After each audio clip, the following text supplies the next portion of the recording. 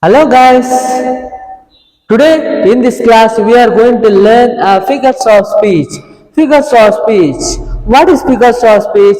Figures of speech is a technique that creates a special effect by taking a language beyond its literal sense. It is a rhetorical figure. Why it is a rhetorical figure? Because it possesses a separate meaning, a special meaning than its literal definition. Mostly we will find figures of speech in the oral literature, poetry, speeches, slogans, newspaper headlines, etc. Okay, it always gives beauty to the language or beauty to the poem or any prose. Once again I tell what is figures of speech. Figures of speech is a technique that create a special effect to the language by taking a language beyond its literal sense. It is just like a idioms. Okay, we write something but its literal meaning is something else than what it is written. There are many figures of speeches are there. We will take one by one. First we will take alteration. What is alteration? Alteration is a figure of speech. In this alteration, we can see the repetition of consonant sound at the beginning of a word or at the sentence.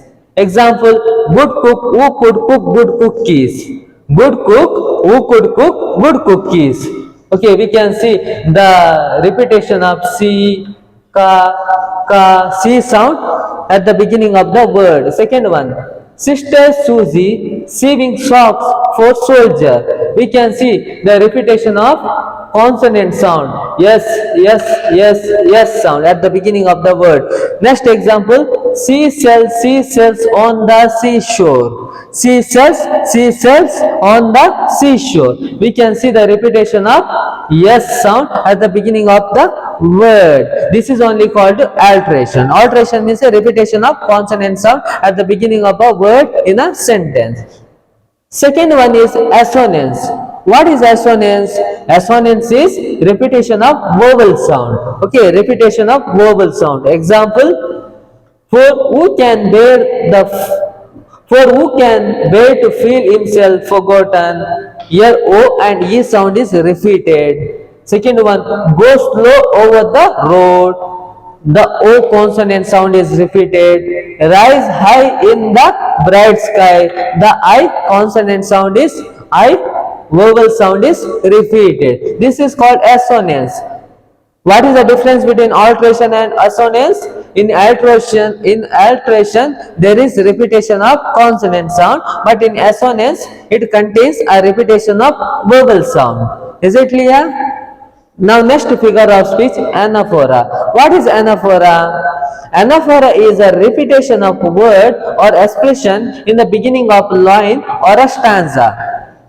Anaphora is a repetition of word or expression at the beginning of word in a line or in a stanza. Example, letters of thanks, letters from banks, letters of joy from boys and girls.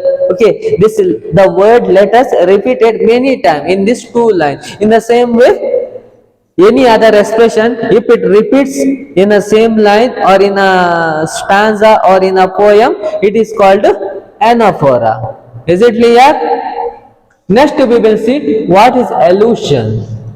Allusion is referring to other words or culture in either prose or poetry. Means we are referring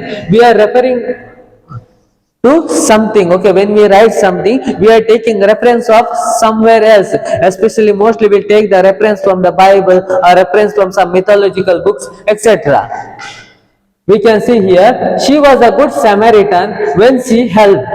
She was a good Samaritan when she helped. This Samaritan is a woman whom we can find in the Bible.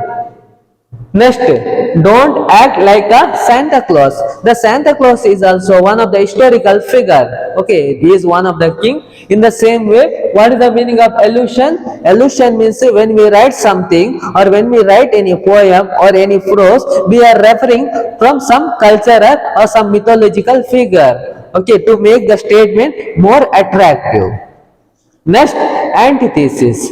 What is antithesis? Antithesis is a figure of speech that contains two contrast or two opposite idea in a phrase. Okay, in one phrase, in a one sentence, there are two opposite ideas or two contrast ideas. Let us see the examples. Man proposes, God disposes. Many are called, but few are chosen. These things we can find in the Bible. To err is human, to forgive divine. Err means making mistakes. Do you understand what does antithesis means? Two opposite ideas in a line or in a phrase. Next, anticlimax. What is anticlimax? Anticlimax is sudden fall from elevated to a commonplace. It is a descending order. A sudden fall is taking place in anyone's life. We can see in the life of Job or in the life of Arishchandra. A sudden fall took place. Means in the beginning they were rich, but suddenly they were losing everything. That is only called anticlimax. I'll give you some example. The soldier fight for glory and shilling a day. Second one, at once he lost his wife, children, houses, cattle, and his dog. Suddenly fall, suddenly fall, suddenly a person is losing everything. That is only called anticlimax. Okay, what we learn in this session? We learn what is figures of speech. I said the figures of speech is a technique that gives a special effect, that gives a special meaning, that possesses a separate meaning than is a literal definition. Second, we learned figures of speech. I taught you what is alteration. Alteration means a repetition of consonant sound at the beginning of a word. Second one, what is assonance? Assonance is a repetition of vowel sound. We know vowel A, E, I, O, U. Then what is anaphora? Anaphora is a repetition of word or repetition of expression in a stanza or in a paragraph. Then what is allusion? Allusion means we are referring some historical figure or we are taking reference from somewhere else, especially from some Bible or some great past books. Okay. Then what is antithesis? Antithesis means two opposite or two contrast ideas in a phrase. I gave you example. Then finally anticlimax. Anticlimax means a sudden fall taking place in the life of a person from elevated to a commonplace, from rich to poor. Suddenly a person is losing everything. That is called anticlimax. Okay, we learned 6 figures of speech in this session. In my next session I will teach you some other figures of speech. So bye bye, I will back soon. Okay.